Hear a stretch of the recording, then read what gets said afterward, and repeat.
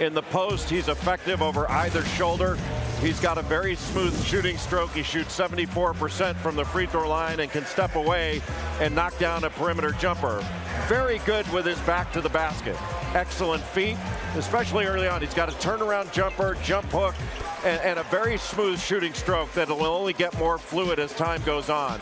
But he can block shots, and he reminds you a little bit of Al Horford in the way he plays, a young Al Horford. But I really like Wendell Carter Jr. I think he's got a tremendous future ahead of him. The Orlando Magic have basically told everybody in the NBA that they're starting a rebuild. After trading away both Nikola Vucevic and Evan Fournier, they just lack the punch and talent in order to try and get back up in the Eastern Conference standings. But with this being said though, they were able to get a very nice piece for the future in Wendell Carter Jr., as Jay Billis highlighted in the beginning. Despite having some issues this season with Chicago, he was still very solid for the Bulls. So let's break it down.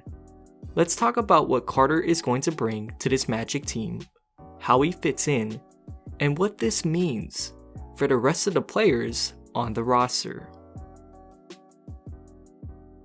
One of the main problems that has surrounded Wendell this season and prior seasons before has been, quite frankly, he's not used correctly. You see, the Chicago Bulls would run him mainly as a 5, and this has had a major effect on his play. Firstly, on the defensive end, Carter hinted to reporters a little bit earlier in the season that he would struggle at times having to guard some of the elite centers in this league due to the height disparity. And then on the offensive end, Carter was stuck in between, a mix of needing to develop a 3-point jump shot or banging down low.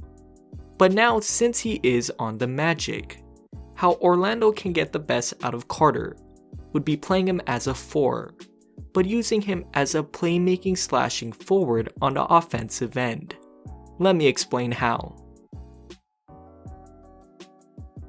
As you can tell in the clips, Wendell loves to do his damage around the paint and sometimes the mid-range area, and he converts at a pretty high rate.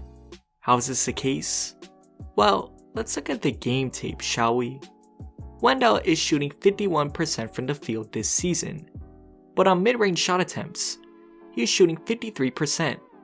And within the paint, Carter is converting on 58% of the shots he attempts, which is much better than any of his other percentages on the court.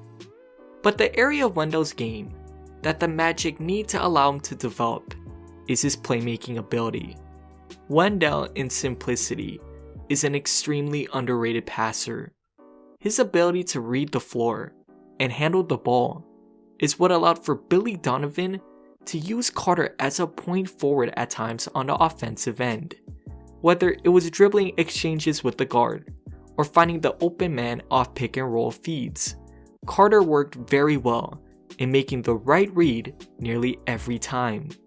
This type of versatile play was demonstrated in the month of January and February. In these 2 months, despite only playing 26 and 27 minutes respectively, Wendell was able to average around 13 points, 8 rebounds, and 3 assists on efficient shooting from the field. Can you just imagine what would happen if the Orlando Magic not only give him more minutes to play, but also allowing him to play to his strengths? He could easily be a 16 point, 9 rebound, and 4 assist type of player, game in and game out. And this isn't even considering his potential ability to improve his 3-point shooting. He doesn't shoot that often, but when he does, it's at a 36% rate. Now, some will ask, if Wendell wasn't fit for the personnel in Chicago, how would he make sense, spacing-wise, for the Magic? Well, to that question, there's an answer to it. A very talented and young answer. Let's not kid ourselves here. Mo Bamba is an extremely talented young center in this league. He just hasn't been given a chance because of the also talented Nikola Vucevic. Now, it's his turn to shine. In that limited role that Bamba was given, he was able to improve one key area to his game, his 3-point shooting. Bamba this season has taken a step backwards, only shooting 28% from 3. But keep in mind, in the month before the All-Star break, he was showing the 3-point abilities from last season, where he was shooting 36.8%. Now, Bamba is definitely going to be used much more than just being a spot-up 3-point shooter. He is just way too athletic to be wasting him there. But in the minutes where both Wendell and Bamba are on the floor, this is the solution that Donovan lacked on the Bulls roster. Mo can play the 5, Wendell cannot. You see the picture that I'm trying to show here? Wendell has been an unfortunate victim of not having the right personnel around him, especially in the front court positions.